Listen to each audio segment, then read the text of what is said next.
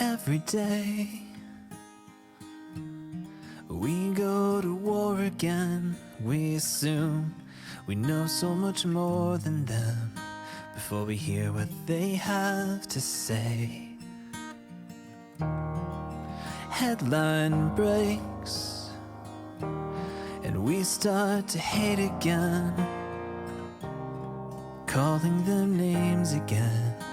We give our peace away. I hope they see it, 'cause I wanna see it. I hope we believe it. I wanna see the love all around you, all around you. I wanna know that love is all around you. It's all around.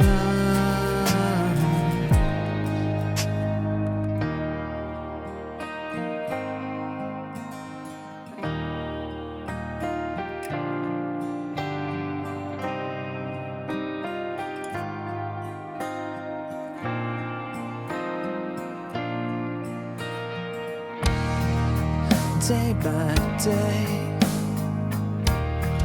hope fades away, and then we know that there is pain within we cannot medicate.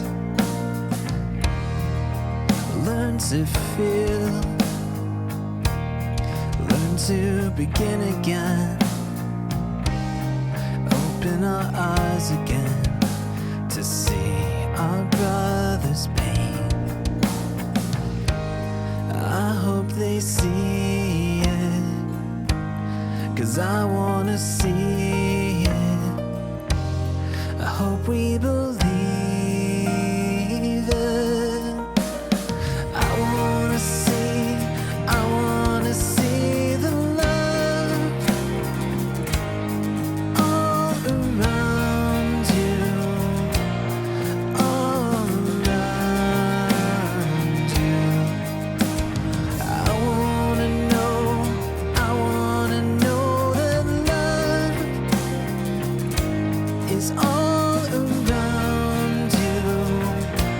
It's all around. See how it lights you up. It lights you up. See how it lights you up. It lights you up. See how it lights you up. Oh, it lights you up. I wanna see the love all around you, all around you. I wanna know that love is all around you. It's all around.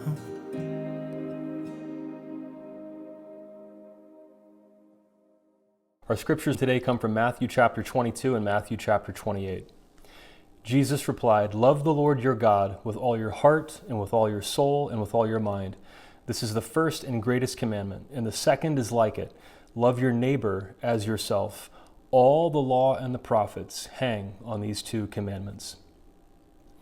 And then in Matthew 28, Jesus said, "Therefore go and make disciples of all nations, baptizing them in the name of the Father and of the Son and of the Holy Spirit, and teaching them to obey everything I have commanded you, and surely I am with you always, to the very end of the age."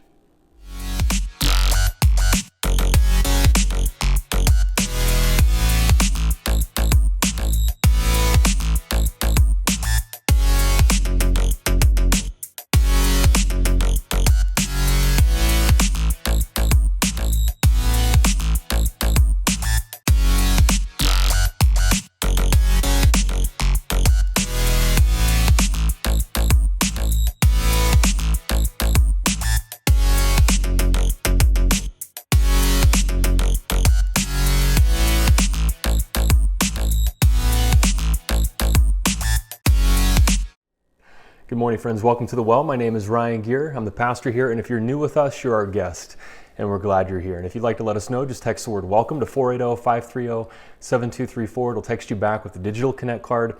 Just fill that out and tell us about yourself, and you'll get more information about The Well. If you don't get my weekly email, just go to our website, wellchurch.org, scroll to the bottom of the page, and you'll be able to see where you can sign up for my weekly email, and I send an email every Friday about what's happening in the church. So thanks for being with us today. We appreciate you. And today is the last week of our series, Reset, Life After the COVID Lockdown. So during this series, we've been asking ourselves the question, what did we learn during the COVID lockdown that would make our lives better if we remember it after the lockdown ends? How about you? Have you learned things about your time or what you value, your priorities? Patience, what's important in this world? Who is important in this world? How much we need each other? Have you learned things about work and work-life balance or finances or the way we look at people in society who are essential workers? What have you learned during the COVID lockdown about life that would make your life better after the lockdown ends? And we used a familiar list of character traits in the New Testament letter to the Galatians called the fruit of the Spirit: love, joy, peace, patience, kindness, and so on, as a structure to help us kind of categorize what we've learned during the COVID lockdown. Today, we're talking about the well, reset the well. What have we learned as a church during the COVID lockdown that is going to help us as a church as we come out of the lockdown and as we look to our future? I put out a survey a couple of weeks ago about the return to in-person worship, and so we're going to look at those results today and talk about returning to in-person worship. We're also going to talk about a team teaching strategy that you've seen us use now for the past couple of months. And then we're going to talk about why the well exists and why it's important for the well and churches like us to exist, number one, but to do well and to thrive and to have a vision of multiplying, of helping new churches like the well wherever they are needed. And so that's where we're headed today. And I'm just going to jump right in. First, I'm going to give the survey results. 38 of you responded. Thank you to those of you who participated in the survey. And I'm going to give you the survey results and then talk about what those results tell us and a return to in-person worship. So there were 5 questions, and here's how you answered. Question 1 was, which best describes your timeline for returning to indoor in-person worship services at the well? 47% of you said you would attend in June. 18% of you said it may be later this summer. 29% said you'll wait until we reach herd immunity or until your children are vaccinated. 5% said it may be quite a while before you return. And then question 2, when you return to indoor in-person worship services, how often do you plan on attending? 76% of you said weekly. 11% said every other week, 8% monthly, and 5% occasionally. And then question 3, well, kids will observe CDC COVID-19 guidelines for children's gatherings. If you plan to bring children, infant to 5th grade, to church with you, how many children will you bring? And 11% said 1, 20%, 21% 2, 3% said 3 or more, and 66% of you said either you don't have children or your children are not in those age groups. Question 4, if you plan to attend indoor in-person worship services soon, would you be willing to volunteer in a ministry like greeters, hospitality, road crew, well kids, worship music, technology, etc.? 58% of you said yes, 42% said no. And then question 5, while there are no immediate plans to change service times, which service day time do you prefer? 42% of you said Sundays at 10. 8% preferred Saturdays at 5, and 50% said either would work for you. So there are the results. Is there anything there surprising to you at all? Is that what you expected? Saw those results come in, and it was clarifying for me. It was good to hear from you. Thank you for participating. And we've taken this survey seriously. And the strategy for returning to in-person worship is based on the survey results and on the CDC guidelines. So here's what we're looking at now. 47% of you said June, 18% of you said later this summer. So sometime this summer, we will be at 50-50, where 50% of you would want to return to in-person worship services, 50% of you would remain online. Now, when half of people want to do one thing and half the people want to do the other, that is a difficult situation for human beings, isn't it? it is difficult for every person, no matter how open-minded we think we are. We make a choice, and we know why we're making that choice, and we expect other people to make the same choice. And when it's 50-50, that's just not the case. And that's difficult, isn't it? But it reminds us of the need for the fruit of the Spirit, doesn't it? Love, joy, peace, patience, kindness, gentleness, right? To be able to look at somebody else and say, you know what, they have their reasons for why they want to do what they want to do. And I'm not that person. I don't know their full story. And so this is an opportunity for us as a church to realize we're about 50-50 sometime this summer. And it's important for us to serve all of our church, both of those groups. And so as we looked at the survey and we're thinking about, back to school time here in this area and, just people's comfort levels, here's what we're looking at. So what we're going to do is have one indoor service on June 13th at Hancock Elementary School. And that will be a chance for us to learn about how to have a simplified service. It's going to be much simpler than it was before. We'll sing a couple of songs, short sermon.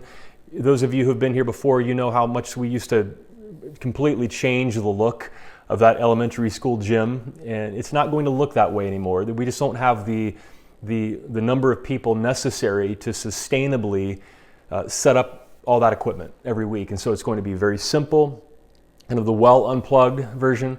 So on June 13th, that'll give us an opportunity to learn. We'll have Well Kids that day as well.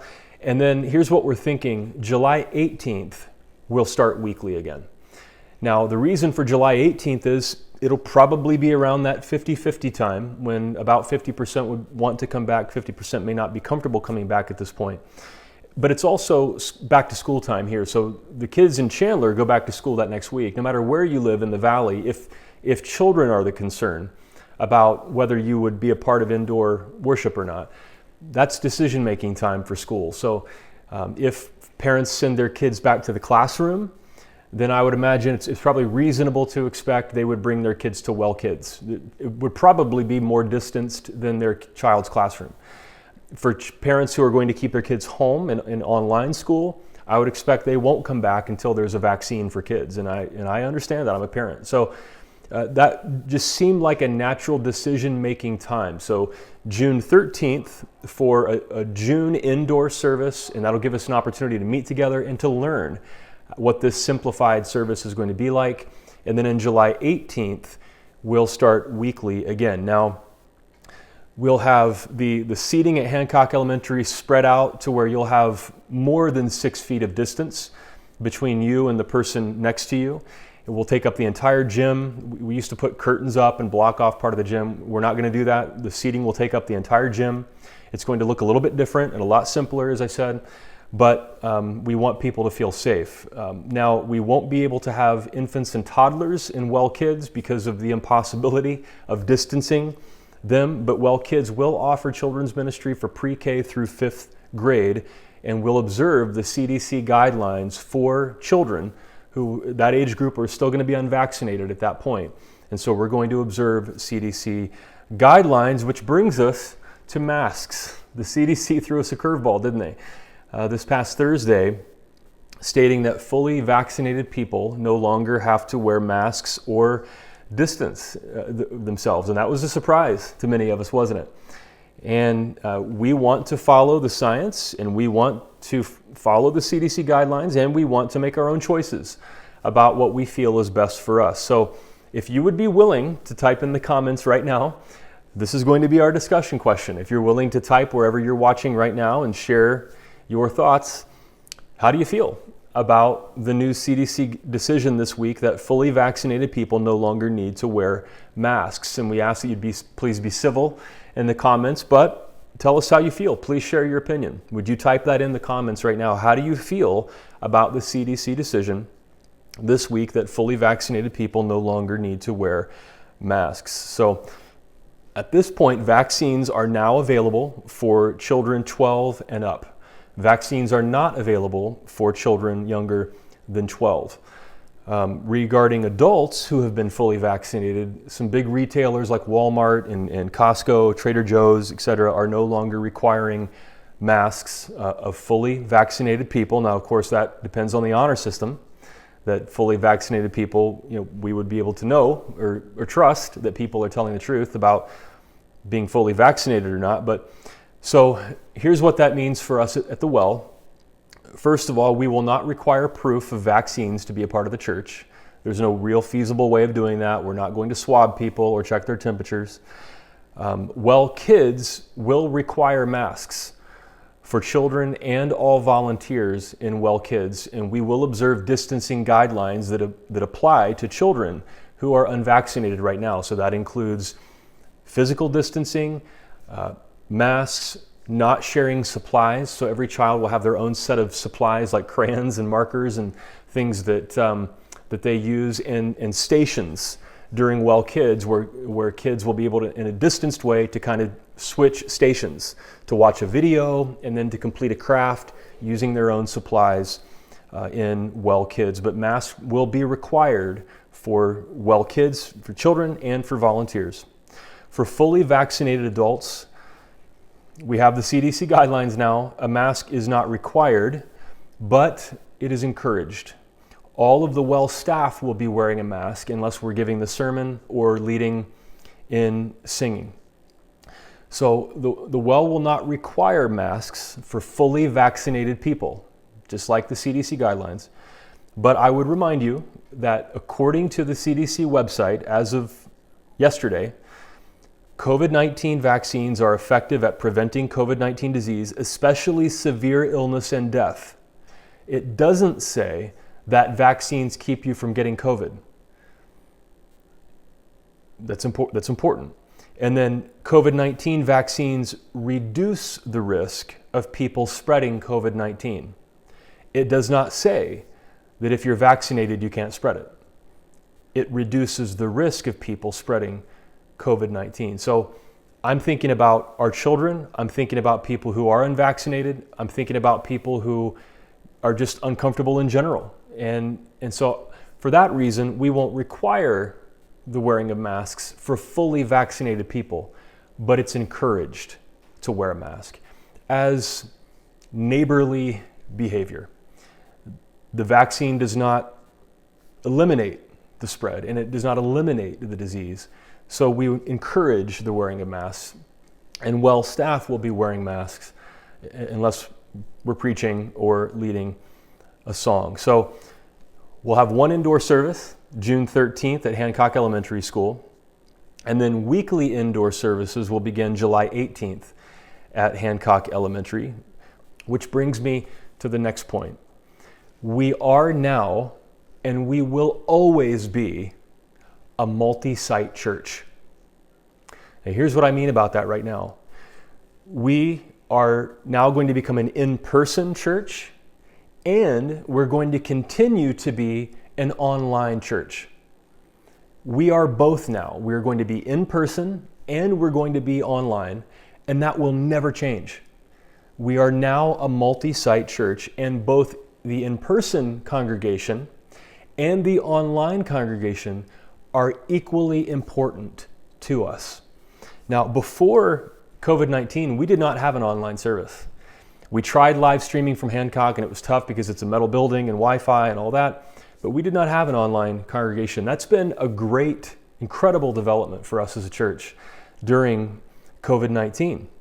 So if you feel like you live in this area but you're not ready to return yet, I want you to hear that you are every bit as important to us as somebody in an in-person service, and we want to have an online service from now till the end of eternity where it can be quality and we can have community online.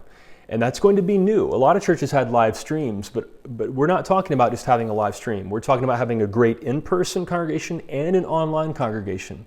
And we're going to be exploring everything that can mean in new ways. How do you serve as a congregation online? What does it mean to have community online? There are some really cool, exciting things that the future will hold for an online congregation.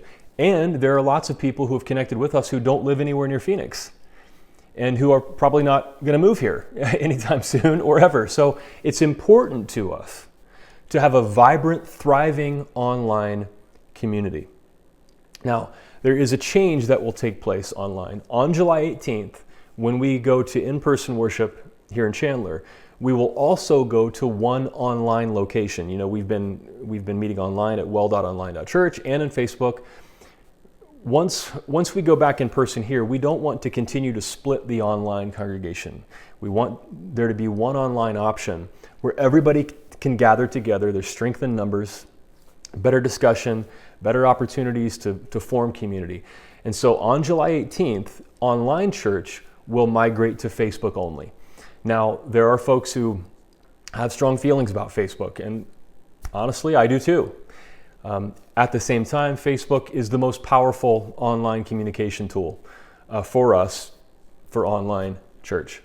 And it allows us to have the opportunity to share the online church with other people through the existing Facebook network, whereas like well.online.church just doesn't do that. And so on July 18th, when we go to in-person at Hancock Elementary School, we'll also move our online service entirely to Facebook. And we'll have a thriving online congregation from now on. And we're going to learn and grow. And I'm very excited about the possibilities of online church for us. But the Well is now a multi-site church, in person and online, and we always will be. One of the things we've learned during the COVID lockdown is community is not dependent on geography. We've had people from all over the country join us. We've had speakers from all over the country who have been a part of our services through video. We've had people who have connected to us through online church, and they're a part of the Well every bit as much as somebody who lives in the Phoenix area. Now, and we'll continue to expand that. Now, why? Why? Why do we believe it's so important to be a multi-site church and to have an in-person presence and an online presence? The Well is a unique and special kind of church. Relatively, there are not many churches like this in the United States. There are lots of cities in this country that do not have a church community like the Well. For those of us who are local here, it's easy to take the Well for granted. Some of you remember what it was like back in your perhaps conservative evangelical church days, when you couldn't really be honest about your questions, and you couldn't really be yourself. Some of you were rejected for who you are. Some of you knew that your loved ones were rejected because of who they are. And there is a need for churches like the Well all over this country, and there just are not many of them.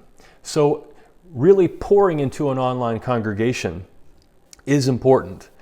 And it's also important to think about what we could do to start new physical locations in other parts of the country. From the beginning of the Well, we've recognized that Chandler, Arizona is not the only place on planet Earth where a church like the Well is needed. And COVID has just reinforced that through online church. And on our website, for example, we have an About Us page and with frequently asked questions. And one of them is, what is your vision for the Well? And this is what it's always said for the past couple of years that our church has existed. We believe the Well should have a permanent home in Chandler. And because churches like the Well are needed in every metropolitan area in America, we believe God is calling us to help new, like-minded churches come into existence. We've always had a multi-site and church planting vision for the Well. We started weekly services on April 7th, 2019. The week before that, there was no Well. So we know that new things happen, new communities come into existence when you see the need and you get the vision and you put in the work to make it happen. That's how we started the Well. That's how we started the online community. When the COVID lockdown started, there was no online community of the Well. But we saw the need, the obvious need, like, well, we can't have church this Sunday, so got to do something. Well, that's the need. And then we got the vision, and then we put in the work to make it happen. And we'll continue to do that in person and online. And now we look around the rest of this country and we see the need for churches like the Well, and we have a vision and we're willing to put in the work to make that happen. So we're thinking about in-person worship here in the Phoenix area, and we're thinking about an online congregation, and then we're thinking about new physical locations of the Well and other locations, or helping other new churches start wherever we can. And there are people who say, well, the well's small and new. Shouldn't you wait? Well, the answer is no. We shouldn't wait. There are church planting and missiology studies showing that churches that start new communities always benefit. They actually grow themselves numerically for people who are concerned about finances and numbers. And the churches who start new communities, those churches actually benefit because there's a mentality that it's not just us four and no more. We care about the world. God loves the world, including people who don't have access to a community like this. And when we catch that fire, it helps us too.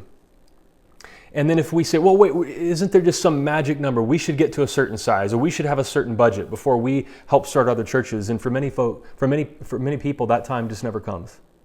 It's always wait. But God loves the world, and the need is great, and the time is now. So the Well is a multi-site church, and will be from now until the rest of our lives. And that brings us to another point, and you've been experiencing this for the past couple of months now, that we have adopted a team teaching strategy at the Well. So you've already noticed that in addition to me, Aaron Stritzel has been giving sermons now, and Ezekiel Vitalzi, and we believe in the ministry of women at the Well. And so I'm excited to announce on July 25th, we're going to welcome special guest Amy Price, who is a pastor in Ohio, and she's going to give the sermon on July 25th. So in June and July, my speaking schedule is going to be pretty light because I try to lighten up in the summertime. And so I'll be speaking a little bit in June and July. And then in August, excuse me, I have allergies. I promise, it's allergies. In August, I'll be speaking a little more often. So perhaps 40% of the time, I'll be giving the sermon. And then the rest of the time, you're going to be hearing from the rest of our teaching team.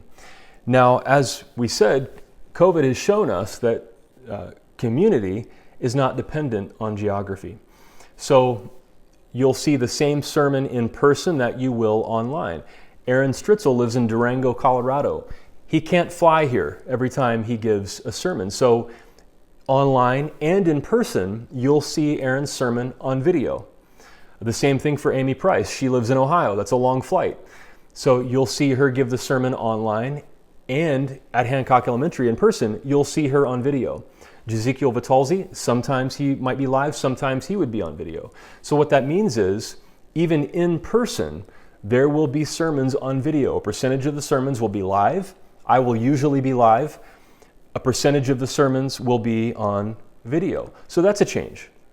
I've listened to, folks, well-meaning folks who would hear a sermon, video sermons, and they would immediately say, I could never do that.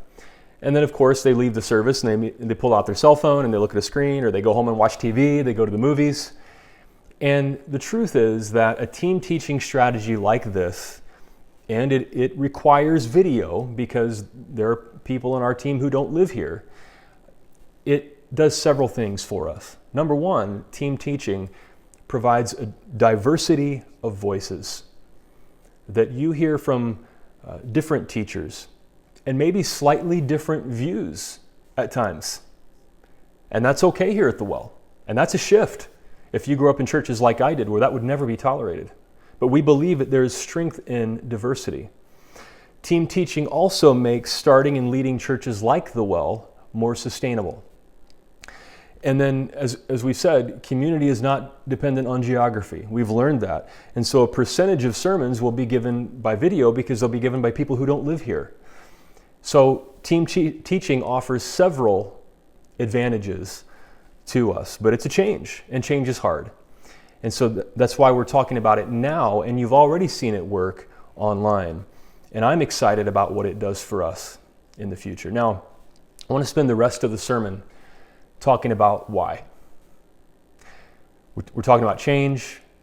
We're talking about the tension of having 50% of people who want in-person and 50% online. And we're talking about video sermons and why. Why is all this important? Why is the well important? Why does the well exist? And why is it so important to us that we think and pray about what God is calling us to be as a community? Why does all of this matter? Well, like we said earlier, the well is a unique kind of church, and there are not many like it. For the bulk of people in the United States, their experience of church is not like this. There is no well or church like it in their area that can say things like this. The well is forward-thinking both in theology and in style. So we have forward-thinking theology and ways of looking at the Bible and God and talking about spiritual things. And we also have a more modern style of worship. In most cities, you can find Episcopalian churches, and I have Episcopalian friends. They're great people. But it's a different worship style than a lot of folks would be used to. So at the well, we have forward-thinking theology and also a more modern, forward-thinking style. The well believes that thinking people can take the Bible seriously because we interpret it in the light of its historical context. And you can ask questions, and that's all important because that makes all the difference in the world about how we view God and how we view other people. That's the difference between a Southern Baptist church and a church like the Well. It's the way we view the Bible. The Well believes that faith and science do not have to be enemies. Have we learned the importance of that during the COVID-19 lockdown? A church that believes that science is not the enemy, that science and the Bible can coexist, and that the Bible and our brain can coexist. The Well is an open and affirming church that welcomes the LGBTQ community into full participation in our church. And for some of you, that's you, or it's people you love, like for me, people I love. And you are sick and tired of watching people you love being rejected by communities of faith when they want to be a part of that community of faith. And they want to bring their families. And they're alienated and treated as other by that community of faith. Well, not here. The Well invites LGBTQ folks in full participation as an open and affirming church. And the Well supports the ministry of, the Well supports the ministry of women. And again, we're excited about welcoming Amy on July 25th. There are lots of cities in the United States where there are people who can't say those things about any church in their area. That's why this is so important. That's why the mission of the Well is so important. I remember in October of 2013 when I was leading the previous church that my wife and I started. And I gave a sermon that made it clear that, in a very mild-mannered way, mind you, that made it clear that we were going to, that we were going to welcome the LGBTQ community in full participation in our church. And in October of 2013, that was before same-sex marriage was legal in the United States. And over the next month, a third of the congregation left because of that decision. Now, most of the people left civilly, but there were some that treated me in such a way that I felt a sense of shame as a 38-year-old man at the time for my views. There were people who questioned my call as a pastor. There were people who questioned my salvation and my status as a Christian, that I couldn't be a real pastor or a real Christian if I'm going to welcome people from the LGBTQ community into full participation in church. And as a 38-year-old man, I could feel a sense of shame from some of those folks. It surprised me.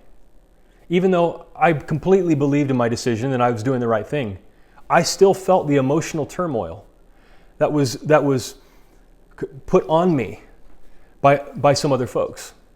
And I remember thinking, if me as a 38-year-old guy feels this way, I completely understand why the suicide rate would be higher for an LGBTQ teenager. I can't imagine what it would feel like to have that kind of shame heaped on me as a teenager. I remember thinking about that over and over and over again. The Well is a community that refuses to heap shame on folks any longer.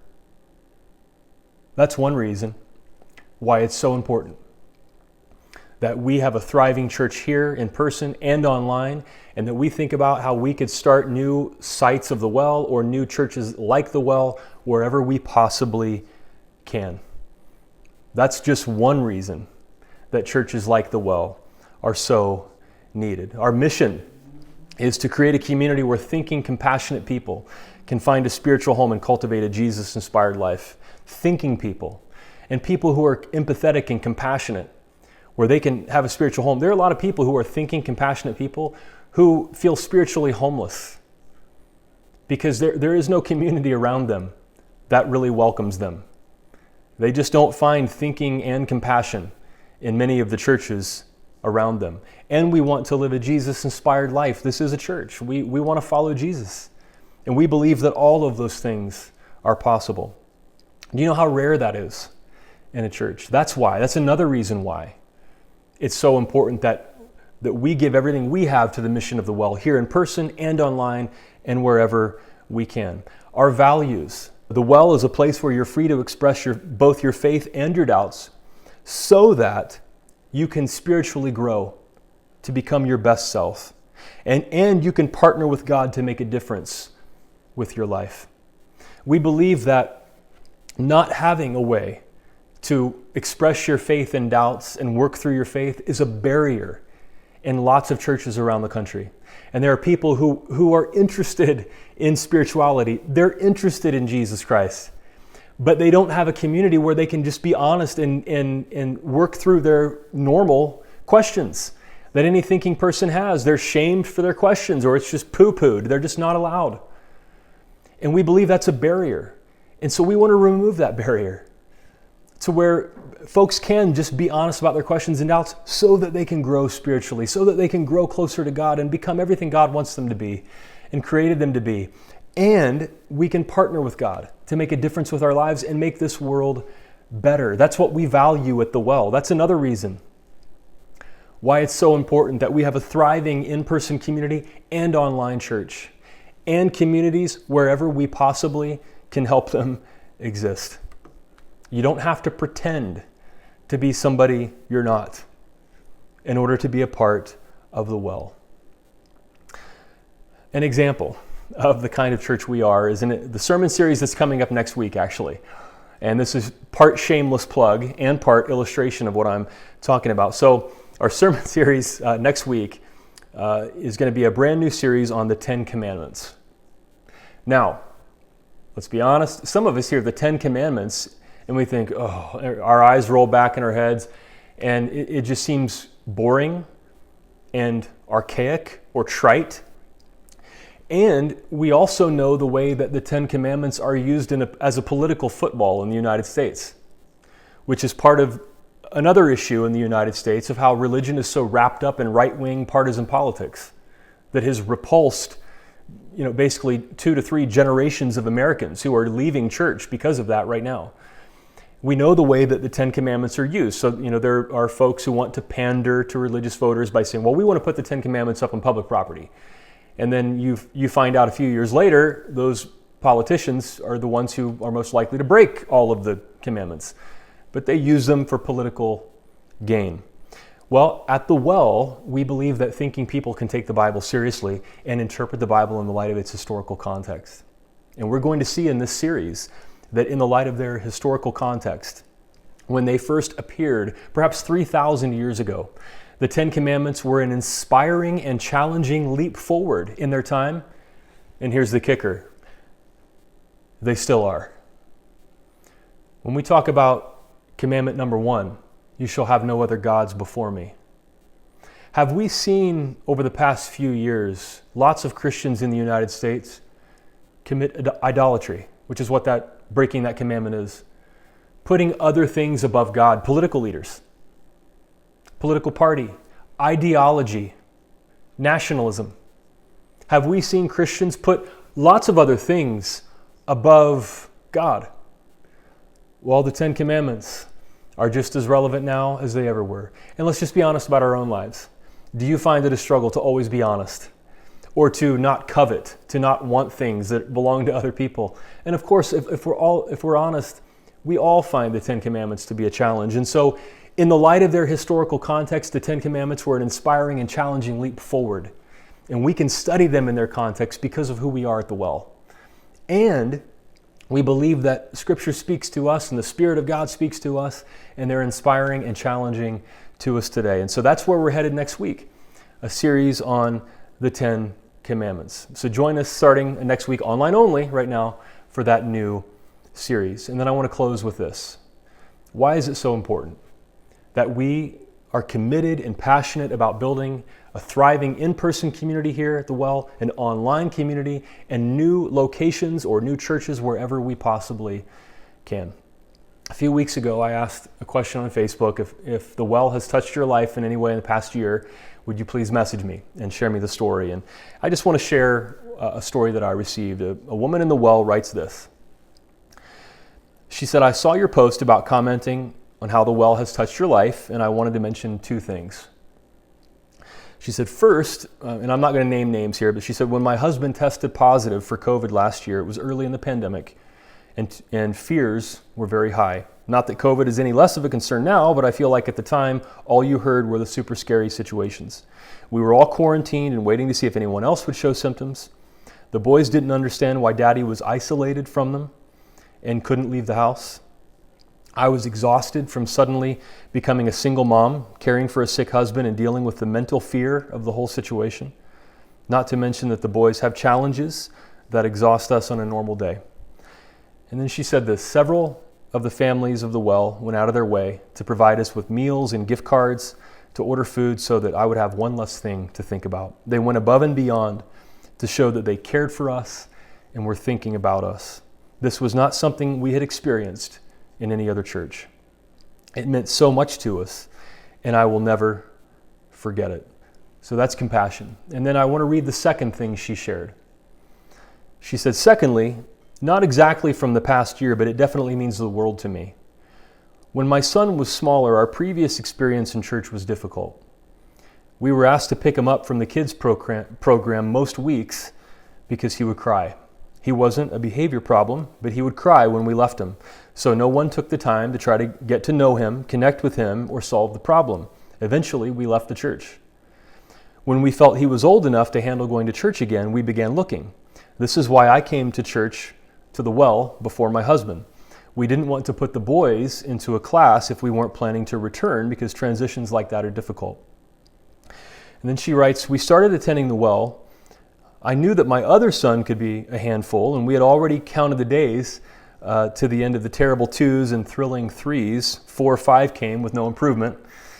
And she said typically his poor behavior was isolated to home. Then it started coming out at another church program at a different church, the Well, and other programs he was involved in. The patience and understanding he received from Hannah, our children's director, and other teachers at the Well still brings me to tears. He is hard, but they showed love every week. They took the time and effort to get to know him and talk with me to try to find out ways they could help. During that time, 2 other places asked that he not return to their program.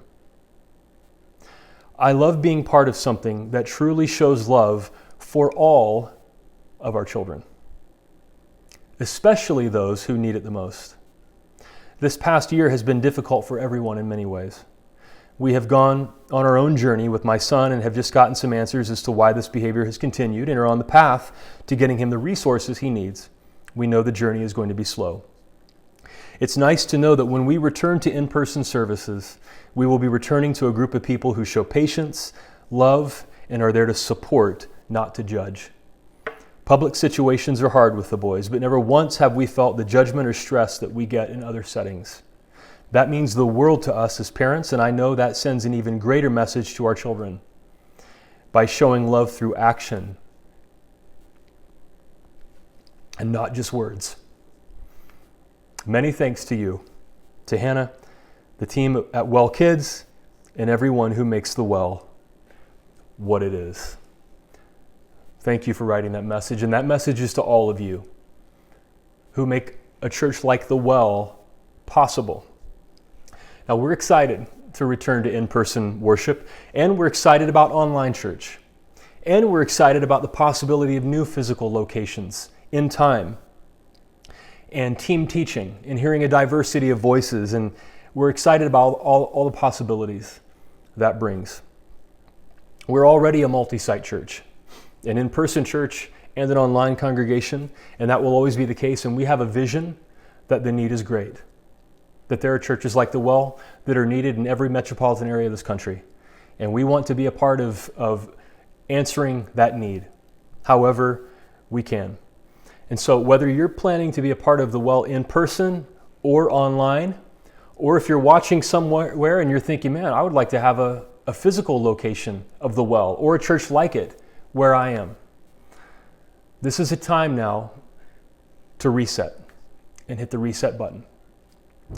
And I'm asking now for all of you who believe in a church like this, and you see the need for a church like the Well here and online and anywhere, I'm asking you to commit.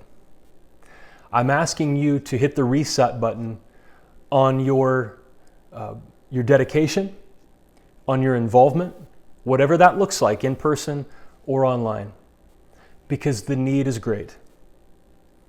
And we're not the only people who need communities like this. And so whether it's in person or online, or possibly in a physical location somewhere else that doesn't exist yet, we love you. And I want to say personally, thank you for being a part of this community, including in person and online, and everything we've been through for the past year. And we have an exciting future at the Well. And I'm glad that whether it's in person or online, that you're going to be a part of it. And I'm thankful for you and for your family, your loved ones, and your friends, and for sharing about the Well. And I'm looking forward to hitting the reset button. And whenever the lockdown truly ends, I'm looking forward to seeing how we as a church community can learn and always live better and better and better. I invite you to pray with me. God, thank you for this amazing community of people called the Well. Thank you for their dedication.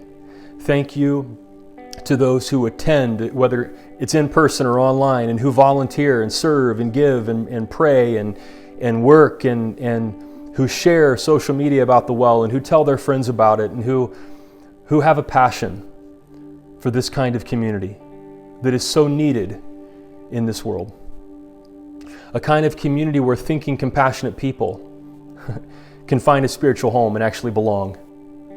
And we can be honest about our questions and doubts, and we can grow, and we can partner with you to make the world better.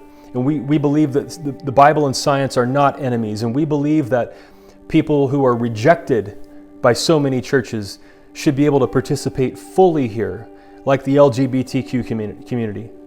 And we value the ministry of women. And God, we are committed as a congregation to following Jesus and to living out the Great Commandment and the Great Commission, to love God and love our love our neighbors, and share the good news as much as we possibly can. God, it's a challenge to see the need and to get a vision and to be willing to work to meet that need. But God, there are those of us here who want to rise to that challenge. We have been rising to it, and now we're going to hit the reset button and rise to it even more. I thank you for the people who are going to be coming back in person. I thank you for the people who are online. And I thank you for folks who are in other places right now where there could be physical locations in the future. Thank you for the people that you're going to reach, the lives you're going to touch, the stories that will be told, the lives that could be saved, the hope, the healing that will be found, and for the community that will be experienced. Because those of us who are passionate about this answered your call and we hit the reset button and we made it happen. God, we thank you. And we're excited about the future that you've given to us. And we pray these things in Jesus' name. And everybody said, amen. Friends, thank you for being with us this morning. Thank you to all of you who participated in the survey. If you're new with us, you're our guest, and we're excited you're here. If you'd like to let us know, just text the word welcome to 480-530-7234. It'll text you back with a digital Connect card. Just tell us about yourself, and we appreciate you being here. Every week now, we have guests and people who text in. And then also, if you don't get my email, just go to our website, wellchurch.org. Scroll to the bottom of the page and you can sign up for my weekly email. I send out an email every Friday about what's happening in the Well. You can also find our children's ministry, Well Kids, there, as well as our ministry for middle schoolers, Well Students. And on our Facebook page, you can be a part of the group, the Well Message Board. It's open to everybody and you can just share, ask questions, and experience community. We also have a brand new online Connect group that just started last Wednesday. So you can get involved, go to wellchurch.org, click on the graphic that looks like that, and you can get information about being a part of that online Connect group. It's 6 weeks and they're studying Love Matters More by Jared Byeth. And so just go to that, go to wellchurch.org and you can click on that graphic to get more information. And then we have the return to in-person worship and online. In-person will be there at Hancock Elementary June 13th, and then weekly starting July 18th, and then July 18th, the online church will go to Facebook only on that day.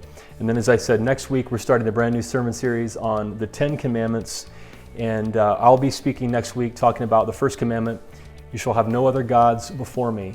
And if you want to talk about relevance, that is one of the most relevant things we could talk about in 21st century America. So join us next week for the new series of 10 Commandments. And then finally, thank you to those who are committed and dedicated and give to the well. We couldn't do this without you. We couldn't talk about a bold vision like this without you.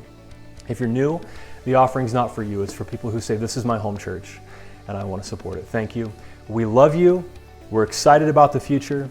And we're looking forward to seeing you at Online Connect Group this Wednesday and then back next week for the new series, The 10 Commandments.